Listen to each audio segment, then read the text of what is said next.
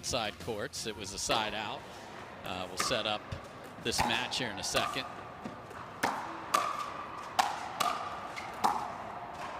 They have played 7 times. Catherine has won 6 of them, Adam. Buckner's 1 win in North Carolina last year, her backyard 12-10 in the 3rd.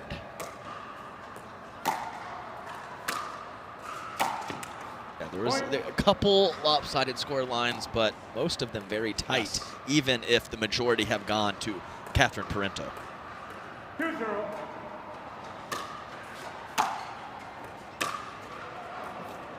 Missed approach shot from Catherine, and I'll tell you what, Brooke Buckner, when she hits it clean, the ball striking is off the charts. It's a work of art. It is. It's a Da Vinci. Come on.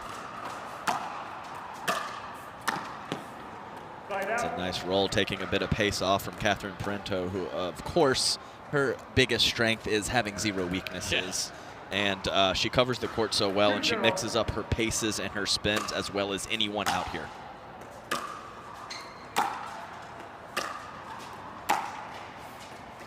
So, Adam, we see way more baseline points with the ladies than the men. After this rally, I want to hear why you think that is. 3-0.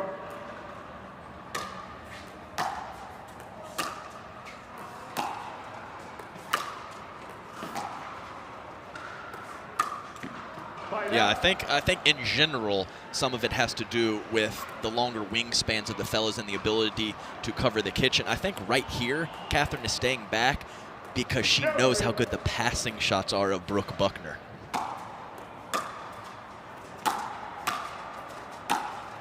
Yeah, you give a clean ball striker a solid target coming forward, it better be a very good approach shot because they like those targets and they like those spots, and they can hit them. 3-0.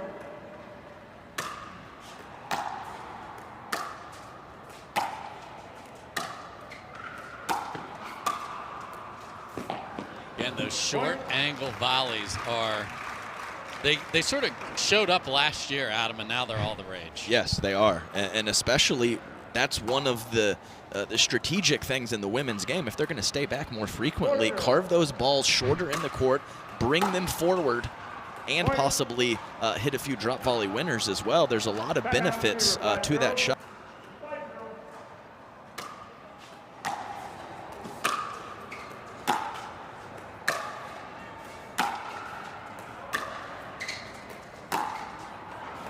The mix of pace that threw off the contact point of Brooke Buckner. She drove through the court, Catherine Parenteau, a couple times, and then throws that high, heavy ball to get it out of the strike zone. Great variety.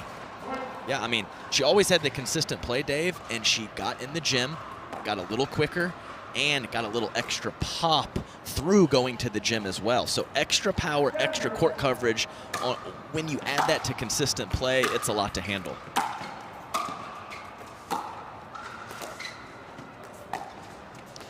That is absolutely sick from Brooke Buckner. Come on. I don't know if I've seen 2 rolls from both wings that good back to back. Well done, Brooke Buckner.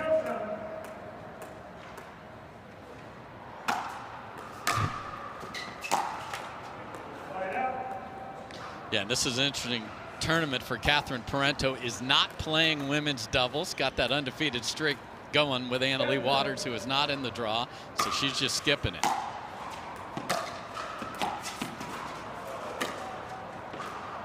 Yikes. Sort of lost her footing there, did Brooke, and it is snowman nothing here in Minnesota. Yeah, she had a little wry smile on her face after that, so I don't think any injury issues, but definitely an awkward step.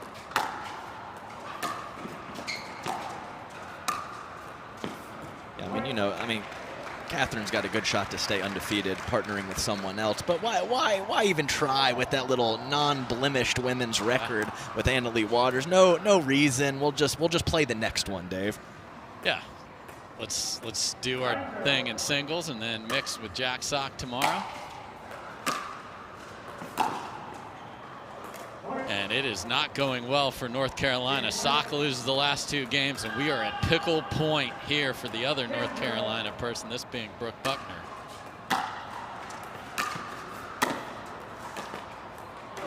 there's a nice backhand up the line. But really, I think there's probably only been 2 or 3 winners from Catherine Parenteau in this match. So Brooke has to find that contact point, and I believe that she will. But I think it's probably too little too late for game 1, Dave.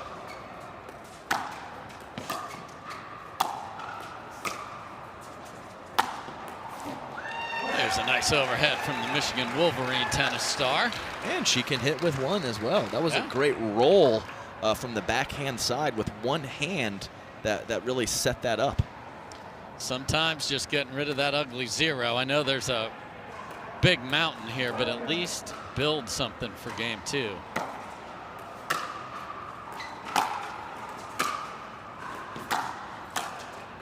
And both these ladies pretty comfortable in the north part of the U.S. Yes. A Michigan State and a Michigan Wolverine as well. Yeah.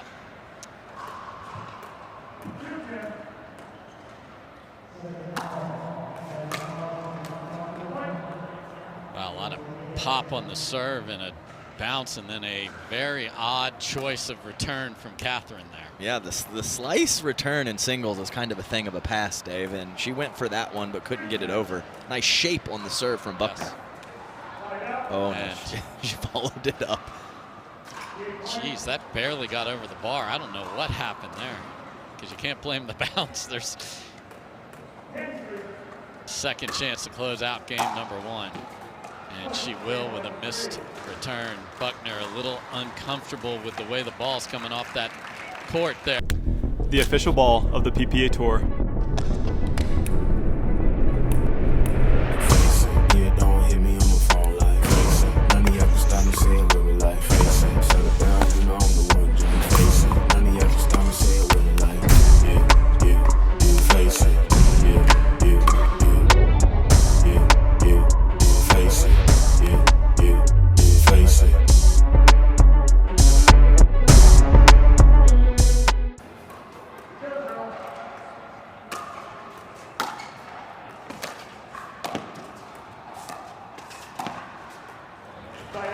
Taking that second hand off again, and a quality start for Brooke Buckner. And we're not going to get into the X's and O's just yet.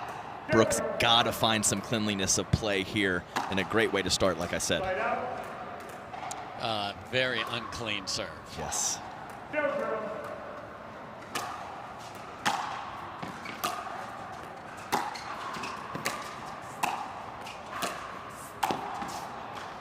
Two one-handed backhand volleys there. And doubled down up the line. I really like that, as Catherine was beelining for that short angle, and Brooke Buckner took it back to the same spot, and that was a great decision from her.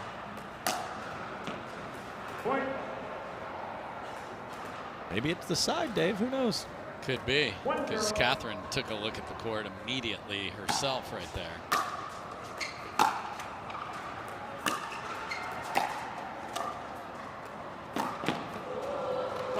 Buckner got there. I didn't. That was a delicate drop shot from Catherine Parenteau. So, of course, that shot was phenomenal, but the court coverage of Buckner pretty good, too.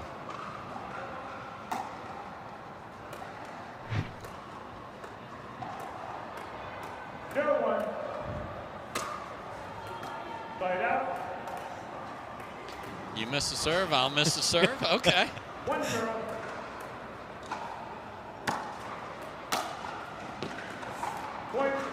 Yeah, there's an interesting start here, as less than half of the shots have been clean so far.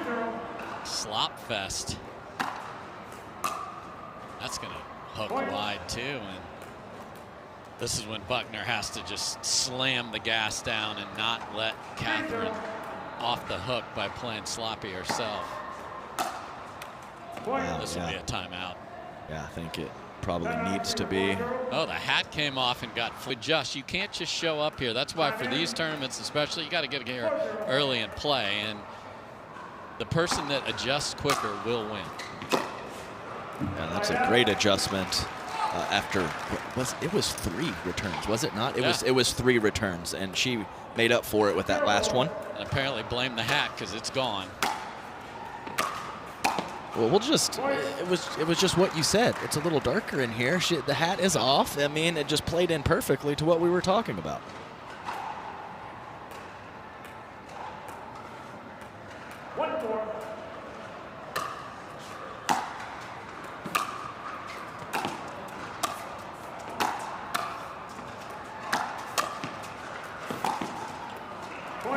Might have had a look down the line there. Yeah, and I think on the run, that's tougher for her to go line. She loves that roll to push it off of the court, and she didn't quite have her balance underneath her to go for that line shot, in my opinion.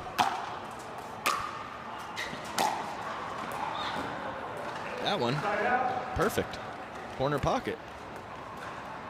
And we are hearing from longtime Catherine watchers that her playing without a hat is almost unprecedented.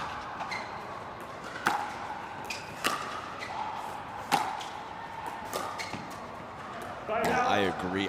I'm at a loss to remember a time that she didn't have one on, and I know Brooke Buckner is a hat girl as well, so could be something with the lighting. That just catches. It does.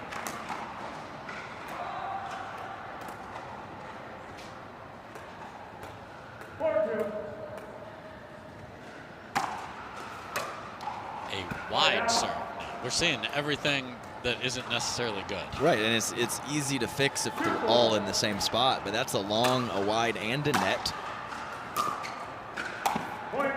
Now the return gets pulled a little too wide as well, and the quick early lead is gone, as is Catherine's hat. Here we go, 3-4.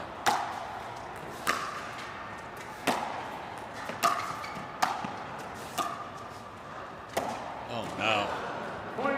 Perfectly played till that last swing. Yeah, she set it up like a champ. Got a high forehand, can't ask for anything else. Sometimes you just flub it.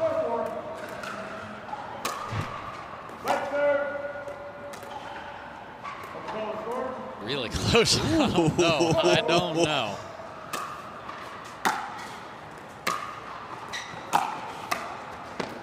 That is not an easy volley. No, it isn't, because that is just a BB from Brooke Buckner, and just a simple, controlled volley right to the open court. 5-4.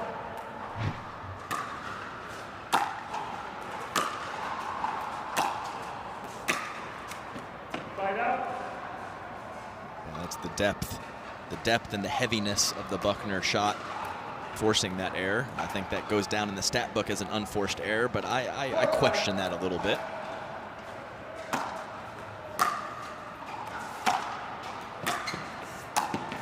I mean, when Brooke hits it right, the sound is something else. Yeah, and that last ball, when's the last time you saw Catherine off balance on her back foot like that? That is because of Buckner's shot.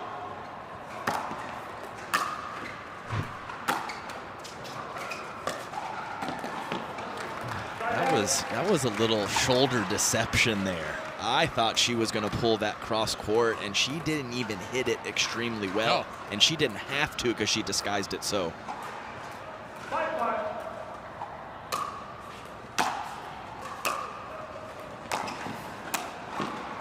And the inside out backhand is a thing of beauty. Yeah, what an approach shot. That one right there, it's just 6-5.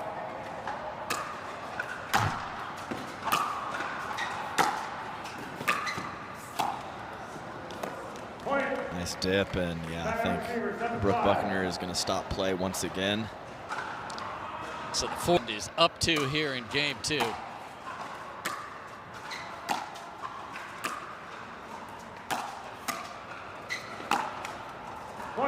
Again, Buckner looking to bring that back cross court on the run, couldn't find it. Yeah, and she's staying back a bit more than we saw earlier, and Catherine is finding a couple opportunities to step in. 8-5. Got to adjust to what your opponent is doing.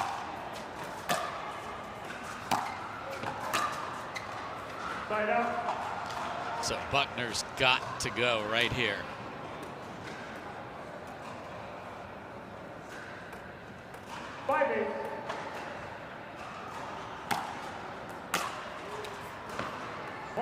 And 1 point ago, a very nice approach shot from Brooke Buckner, and now a very deep serve as well. You said she needed to go, and that's a great start. 6-8.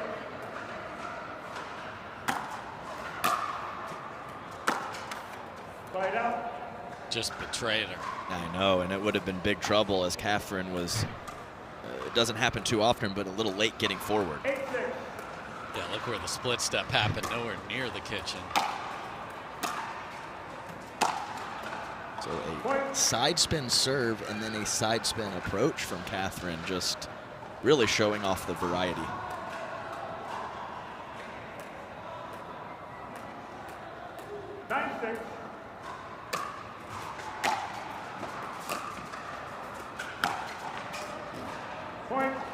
That sails deep, and we are quickly, after a big start for Buckner, at match point for Parenteau.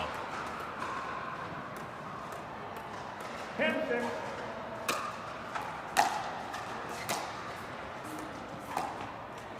And that return was just deep, and that'll do it. So Catherine Parenteau gets it done, digs out of a hole, gets rid of that dastardly hat, and is moving on to the semifinals.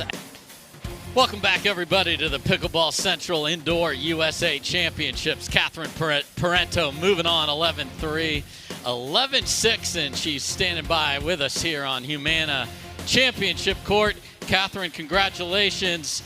What did that hat do to you? Because you got rid of that, and then you came roaring back there in game number 2. What was the difference? I missed a few returns, and I don't know, there was something kind of bothering me behind my hat, and I was like, you know what, we're indoor, we don't have to worry about the sun so much. I just got rid of my hat, and I was like, okay, game on now. Hey, Catherine, great playing out there. We all know that Brooke Buckner hits a very heavy ball from the back of the court with a lot of spin and power. When you were playing someone that has that skill set, what are a couple things that you were doing to counteract that? Yeah, I felt like I had to put pressure first.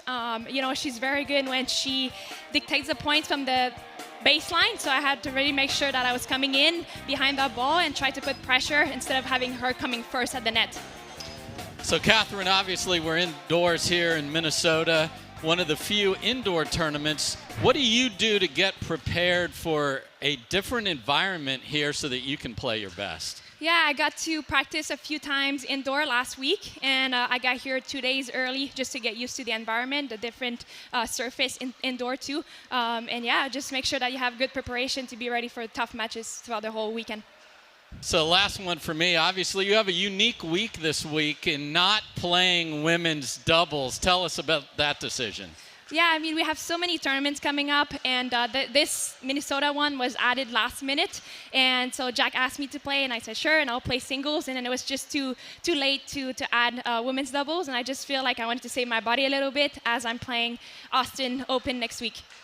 Well, we're thrilled you're here. Congratulations on another impressive win, and you're moving on to the semifinals. Catherine Parenteau, everybody. Congratulations. Thank you.